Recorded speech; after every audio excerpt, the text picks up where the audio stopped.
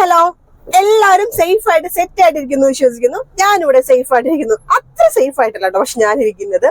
കാരണം വേറൊന്നുമല്ല, എന്റെ ചെറിയൊരു കുരുത്തക്കേട് കൊണ്ട് തന്നെയാണ്. എനിക്ക് ചെറിയൊരു സിസ്റ്റം ഉണ്ടായിരുന്നു നമ്മൾ ഈ പുറത്ത്. പക്ഷെ കുറച്ച് നാളായിട്ട് ഞാനത് കാണുന്നുണ്ട്, അറിയുന്നുണ്ട്. പക്ഷെ ഞാനത് മൈൻഡ് ആക്കുന്നില്ല. കാരണം പുള്ളിക്കാരൻ വലിയ പ്രശ്നമൊന്നും ഉണ്ടാക്കുന്നില്ല. അപ്പൊ അവിടെ ഇരുന്നോട്ടെ വിചാരിച്ചു. നമുക്ക് പ്രശ്നമില്ലാത്ത കാര്യമല്ലേ, വെറുതെ പുള്ളിനെ ബുദ്ധിമുട്ടിക്കണമെന്ന് വിചാരിച്ചു അവിടെ ഇരുന്നോട്ടെ വിചാരിച്ചു. പക്ഷെ കുറച്ച് ദിവസമായിട്ട് പുള്ളി എനിക്ക് പണിയൊന്നു തുടങ്ങി, നല്ല പെയിനായി.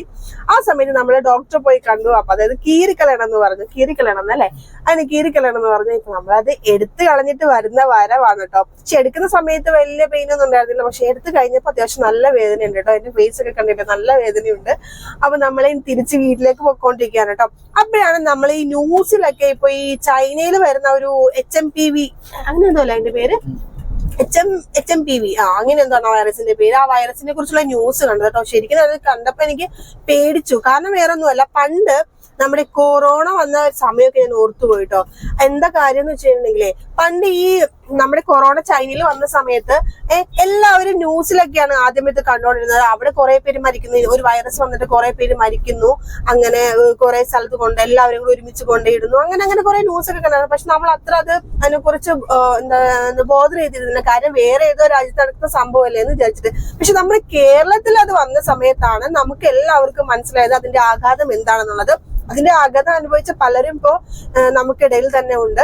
അപ്പോ അന്ന് അത് ചൈനയിൽ വന്ന സമയത്ത് കേരളത്തിൽ വന്നു പിന്നെ നമ്മുടെ വീട്ടിൽ വന്നു, പിന്നെ നമുക്ക് ഓരോരുത്തർക്ക് വന്നു. അതിന്റെയൊക്കെ ഒരു ഭീകരത ആലോചിക്കുമ്പോ തന്നെ ഭയങ്കര പേടിയാണല്ലേ അത്, സത്യം പറയാം.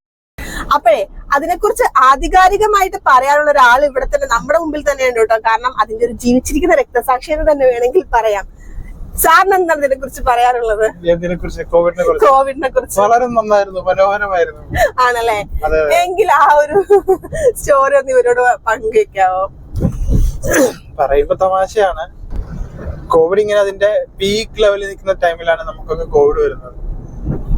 അപ്പോ അന്ന് എങ്ങനെയാണെന്ന് വെച്ചാല് ഇങ്ങനെ അസുഖം വരുന്ന ആളുകളെ ഹോസ്പിറ്റലിൽ കൊണ്ടുപോകുന്നു. പിന്നെ ചിലരുടെ ഒന്നും ബോഡി പോലും കാണാൻ പറ്റുന്നില്ല. അത് അങ്ങനെ അങ്ങ് പോവാണ്. ആ സമയത്ത് നമുക്ക് കോവിഡ് വരുന്നത്. വീട്ടിലെല്ലാവർക്കും കോവിഡ് വന്ന വലിയ കുഴപ്പങ്ങളൊന്നും ഇല്ലാതെ അങ്ങനെ പോവാണ്. അപ്പൊ ആ സമയത്ത് ഞാനിങ്ങനെ ചുമച്ചിട്ട് ഇങ്ങനെ തുപ്പുമ്പോ ബ്ലഡ് കാണുന്നു.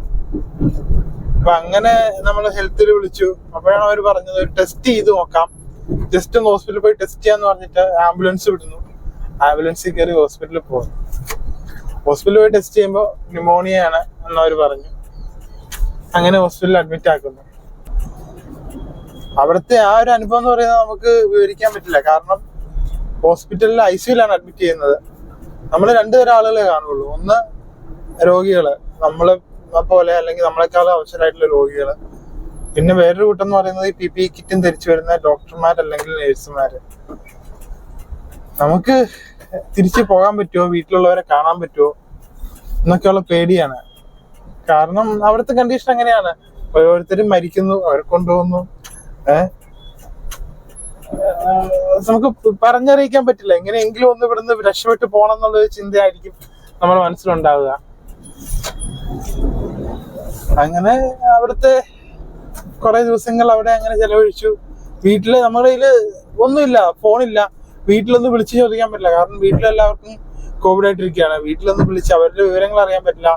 അവിടുത്തെ ഒരു ഫോണുണ്ട്. നമ്മളിങ്ങനെ റിക്വസ്റ്റ് ഒക്കെ ചെയ്യുമ്പോൾ നമുക്ക് ഇടയ്ക്ക് എപ്പോഴെങ്കിലും കിട്ടും. അല്ലെങ്കിൽ വീട്ടിൽ നിന്ന് വിളിക്കുമ്പോൾ ഫോൺ ഒന്ന് തരും. അങ്ങനെയൊക്കെ നമുക്ക് കിട്ടുള്ളൂ.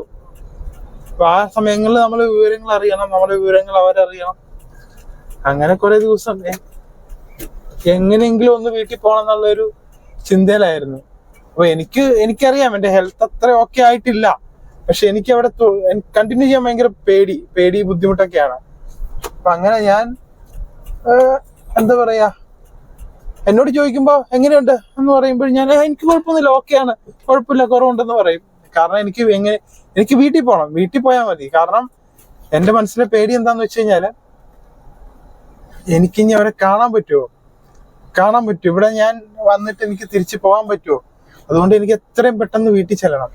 ആ ഒരു മാനസികാവസ്ഥയിലായിരുന്നു. പക്ഷെ എനിക്ക് തന്നെ അറിയാം ഞാൻ അത്ര ഓക്കെ ആയിട്ടില്ല എന്ന് എനിക്കറിയാം. പക്ഷെ അവരുടെ ഒരു ഇതില് നോക്കി അറിയാലോ, ഡോക്ടർമാരൊക്കെ നോക്കി അവർ ഓക്കെ ആയപ്പോഴാണ് അവർ വിട്ടത്. അങ്ങനെ എന്താ പറയാ, ഇപ്പോഴും ആലോചിക്കുമ്പോ പേടിയാണ്. ആ ഒരു സമയത്തെ പറ്റി. ഇതൊക്കെ കഴിഞ്ഞിട്ട് നമ്മള് വീട്ടിൽ വന്നു കഴിഞ്ഞിട്ട് ഒരു സീൻ ഉണ്ടായിരുന്നു കേട്ടോ. വീട്ടിൽ വന്നു കഴിഞ്ഞിട്ട് ഒരു സീൻ ഉണ്ടായിരുന്നു. അതായത് വീട്ടിൽ വന്നു, അപ്പൊ യാറയും വഫയും ചെറുതാണ്. യാറ എനിക്ക് തോന്നുന്നു 3-4 വയസ്സല്ലേ, 3 വയസ്സ്. വഫയ്ക്ക് 6 മാസം മാത്രമേ പ്രായമുള്ളൂ. അപ്പോ ആ ഒരു 2 കുഞ്ഞുങ്ങളെയും കൊണ്ട് ഞാൻ അനുഭവിച്ച ആ ഒരു കാലഘട്ടത്തിലെ മാനസിക ബുദ്ധിമുട്ട് എന്ന് പറയുന്നത് വളരെ എനിക്ക് പറയാൻ പറ്റില്ല. അത് കാരണം ഈ പറഞ്ഞ പോലെ തന്നെ അങ്ങോട്ട് പോയിരിക്കുന്ന ആളുകള് പലരും വന്നിരിക്കുന്നത് എങ്ങനെയാണെന്ന് എനിക്കറിയാം. പിന്നെ മുമ്പോട്ട് എങ്ങനെയാകും എന്നുള്ളതിനെ കുറിച്ചുള്ള പേടി, അതൊക്കെ ഓവർകം ചെയ്തിട്ട് ആള് തിരിച്ചെത്തിയ സമയത്ത് ആൾക്കുണ്ടായിരുന്ന ഒരു ഭാവമാറ്റം ഉണ്ട്. ശരിക്കും ഞാൻ ഈ എന്താ പറയുന്ന ഈ പറയുന്ന ട്രോമ കഴിഞ്ഞിട്ട് വന്ന ഒരാൾ എങ്ങനെയായിരിക്കും എന്ന് എനിക്ക് മനസ്സിലായത് കോവിഡ് കഴിഞ്ഞിട്ട് പുള്ളി പുറത്തിറങ്ങിയ സമയത്താണ്. കാരണം 2-3 ദിവസത്തേക്ക് വന്നു കഴിഞ്ഞപ്പോഴും നമ്മളെ കണ്ടൊരു സന്തോഷമല്ലായിരുന്നു മുഖത്ത്. എന്തോ ഒരു പേടി, എന്തോ ഒരു ഭയങ്കര ഭീകരത കഴിഞ്ഞിട്ട് നമ്മുടെ അടുത്തേക്ക് വന്നൊരു എന്താ പറയുന്നേ, നമ്മളോട് മിണ്ടത്തില്ല, അങ്ങനെ. ഞാൻ വിചാരിച്ചു എന്ത് പറ്റിയോ, മീൻസ് അങ്ങനത്തെ ഉള്ളൊരു മനോഭാവമായിരുന്നു. എനിക്കത് ഇപ്പോഴും എക്സ്പ്ലെയിൻ ചെയ്യാൻ പറ്റും. ഞാൻ പല സമയത്തും അത് പറയാറുണ്ടല്ലേ, പണ്ട് കോവിഡ് കഴിഞ്ഞ് വന്നപ്പോ ഇങ്ങനെ ആയിരുന്നു, അതെന്താ അങ്ങനെ. അപ്പൊ എന്നോട് പറയും ആ ഒരു മാനസികാവസ്ഥ എനിക്ക് പറഞ്ഞറിയിക്കാൻ പറ്റത്തില്ല, അങ്ങനെ ആയിരുന്നു. അപ്പൊ നമുക്കറിയാം ഇങ്ങനെ ഭീകരതകളിലൂടെയൊക്കെ കടന്നു കഴിഞ്ഞിട്ടാണ് നമ്മൾ കോവിഡിനൊക്കെ ഓവർകം ചെയ്ത് വന്നത്. അപ്പൊ ഞാനിപ്പോ പറഞ്ഞു വരുന്നത് എന്താണെന്ന് വെച്ചിട്ടുണ്ടെങ്കിൽ, നമ്മളിപ്പോ ചൈനയിലാണ് ഇങ്ങനെ ഒരു വൈറസ് പുതുതായിട്ട് കണ്ടുപിടിച്ചത് എന്ന് വെച്ചാൽ ചൈനയിലല്ലേ എന്ന് വിചാരിച്ച് നമ്മള് അതിനെതിരെ എന്താ പറയുന്നത് വരാതിരിക്കട്ടെ, സേഫ് ആയിട്ട് നമ്മള് ഇരിക്കാൻ നോക്കുക. അത് നമ്മൾ ചൈനയിലാണ് വന്നതെന്ന് വിചാരിച്ച് നമ്മള് നമ്മുടെ നാട്ടിൽ ഇങ്ങോട്ടും ഇത് കോവിഡ് വന്ന പോലെ ഇങ്ങനെ സ്പ്രെഡ് ആകാതിരിക്കട്ടെ എന്ന് നമുക്ക് പ്രാർത്ഥിക്കാം.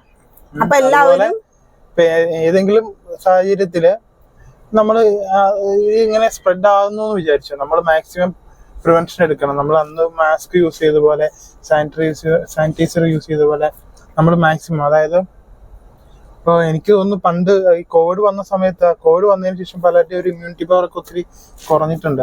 അപ്പൊ എനിക്ക് തന്നെ ഫീൽ ചെയ്യാറുണ്ട്. കാരണം കോവിഡിന് മുമ്പ് എനിക്ക് അങ്ങനെ ജലദോഷം, പനി അങ്ങനെയൊക്കെ വളരെ അപൂർവമായിട്ട് വരാറുള്ളൂ. അതിനുശേഷം എനിക്കിങ്ങനെ ഇടയ്ക്കിടയ്ക്ക് ചുമ, കഫക്കെട്ടൊക്കെ ഇങ്ങനെ മാറി വരാറുണ്ട്. നമ്മുടെ ആ പഴയ ഇമ്മ്യൂണിറ്റി പവർ ഒക്കെ ഉണ്ടോയെന്ന് സംശയമാണ്.